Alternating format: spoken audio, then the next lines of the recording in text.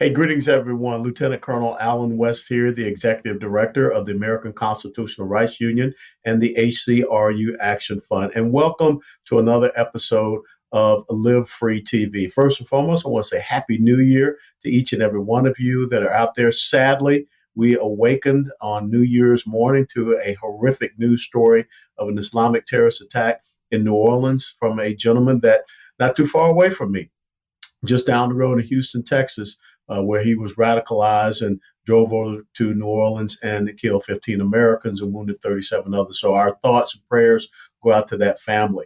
But it is just a reminder to each and every one of us that we still have a threat. We still have a dangerous environment here in the United States of America, and we cannot continue to coddle pro-Hamas and Islamic jihadism here in our constitutional republic.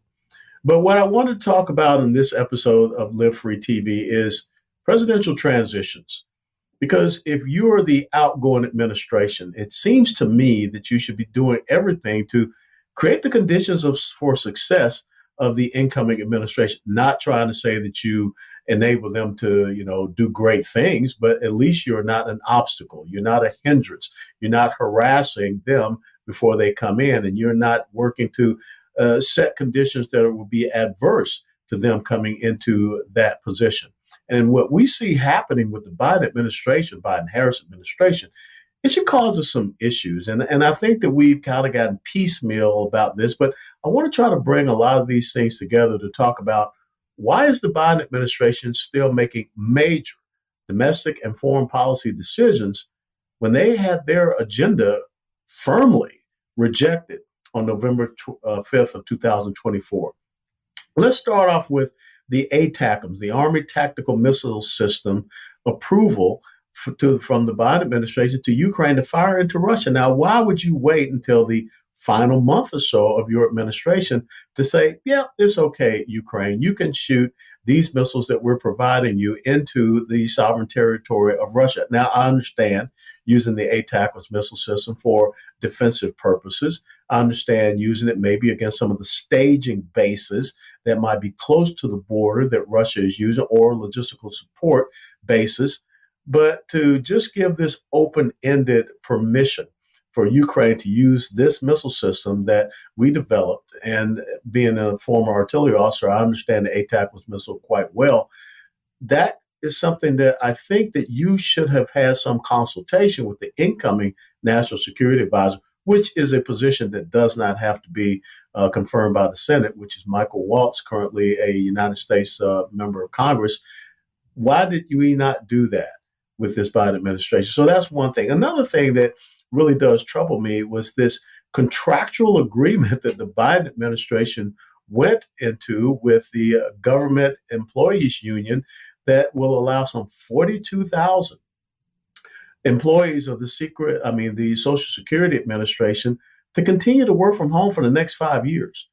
Now, where do you come off saying that, yeah, we're going to allow you to just stay at home and draw the paycheck, and we're not going to have any checks and balances on it?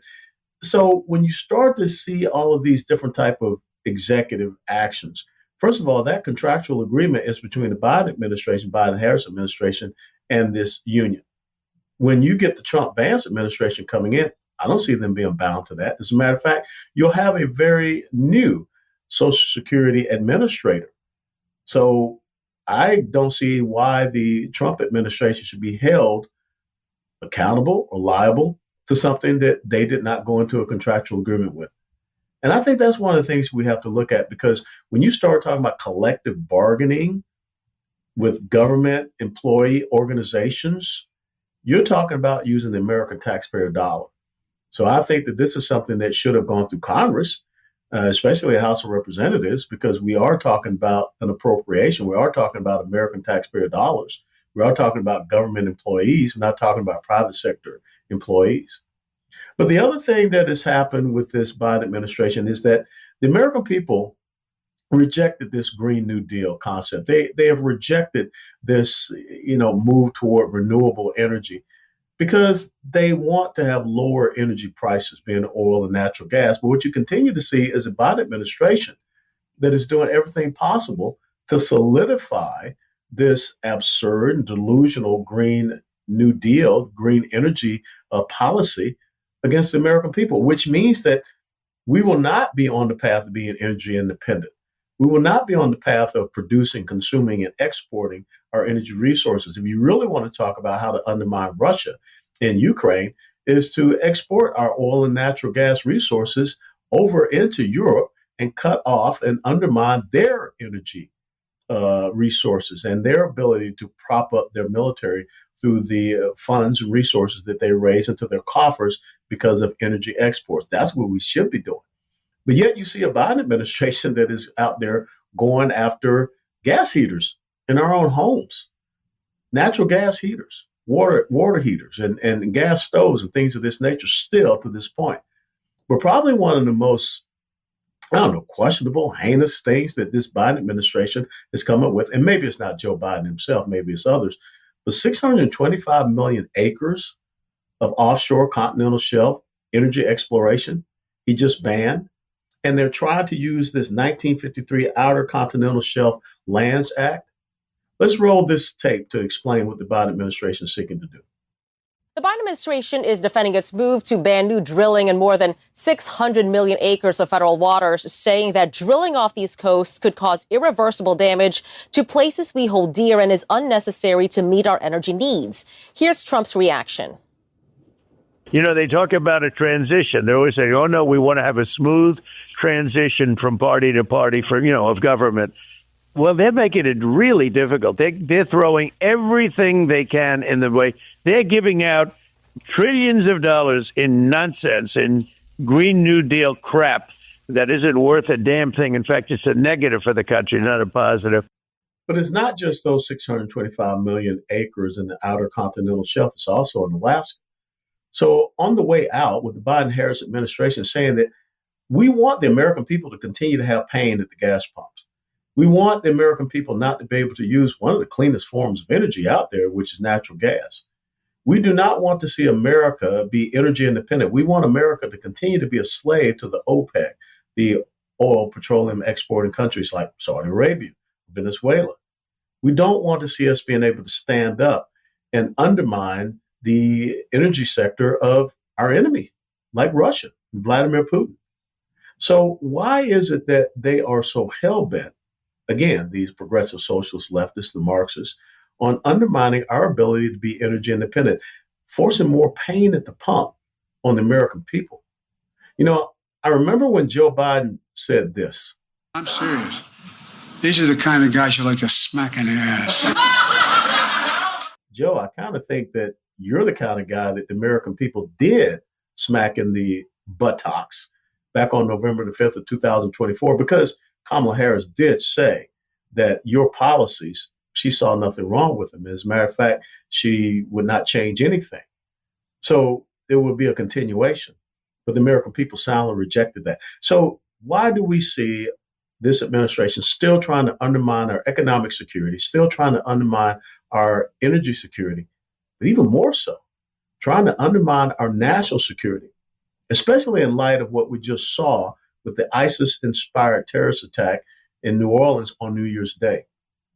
11 Yemeni terrorists, to include 2 who were Osama bin Laden's bodyguards, being released from Guantanamo Bay.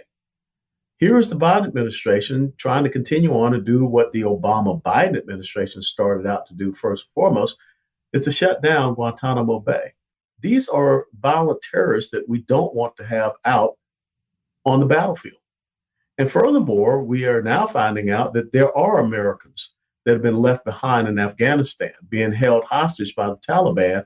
And Joe Biden is negotiating with the Taliban to include sending them millions, maybe billions of dollars in aid, which is going right directly to terrorist training camps, which have been reestablished in Afghanistan since the Biden-Harris administration and that horrible decision to completely withdraw from Afghanistan, which, if you think about it, Joe Biden is continuing on with the Obama-Biden practice where Barack Obama released 5 senior members of the Taliban back to Qatar.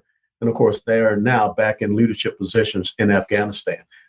You're putting our national security at risk, and especially when you have this wide open border, and we know that we have terrorist cells that have infiltrated into the United States of America. And so we are looking at an administration heading out, and I haven't even talked about the pardons and commutations that we have seen for death row inmates and other violent criminals, to include his felonious son. You have to kind of scratch your head and ask, why is it that the Biden administration is seeking to burn down the American house on its way out? The left kind of looks like angry birds right now. But what we must remember, if we're to continue to live free, what they are seeking to do on their way out from this administration, because it will be just a couple of short years before we have midterm election cycles. And the key thing about this banning on the outer continental shelf, all of these executive actions can be just thrown out, because an executive action order, mandate, decree, edict, whatever you want to call it, does not bind an incoming administration. And if people want to seek to make legal challenges, I think we should make it very clear that the most important thing to the progressive socialist left is not about your energy security and your ability to be able to have freedom of maneuver by way of giving you all of the available energy resources that you should have. But it's about constraining and restraining and constricting your freedom of maneuver and choice by imposing their agenda, the Green New Deal agenda, on the American people. Thanks for joining us on this episode of Live Free TV. And again, Happy New Year. God bless. God bless the United States of America.